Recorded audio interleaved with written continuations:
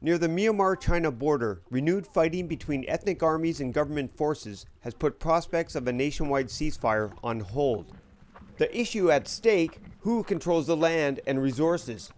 Here, one of the smallest rebel groups, the Taong National Liberation Army, has joined with several larger ethnic Chinese militias to fight the army in a push for autonomy, says one of their senior leaders, Tar Win Ma. The most important thing, we are all ethnic, and we face the same issue. We are a small group, and they are also a small group, so we have similar problems.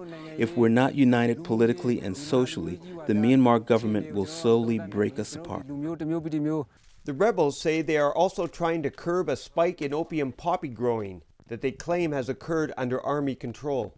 The UN says Shan state recorded a surge of opium growing in recent years, although there was a drop in 2014.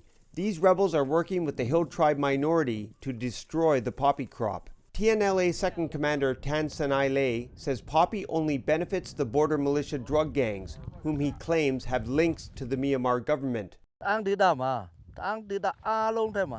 hope one day there will be no more drugs in Tang area.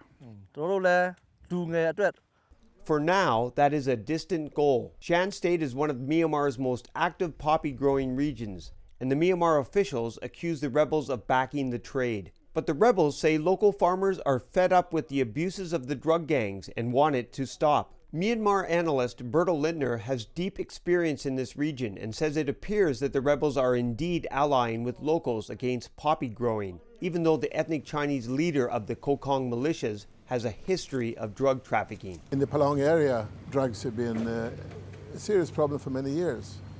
And the Taong National Liberation Army is actually moving forcefully against drugs. But on the other hand, in order to get support for the political cause, they have to ally themselves with the Kokang rebels. And they are certainly tainted by the drug trade. Perhaps not as much as some of these government-recognized militia forces, but nevertheless, Fong Chachin has a record of involvement in the drug trade. Fong Chachin, the leader of the Kokang rebels.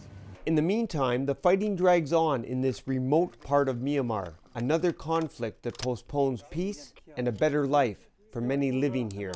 Reporting for VOA from Lashio, Myanmar.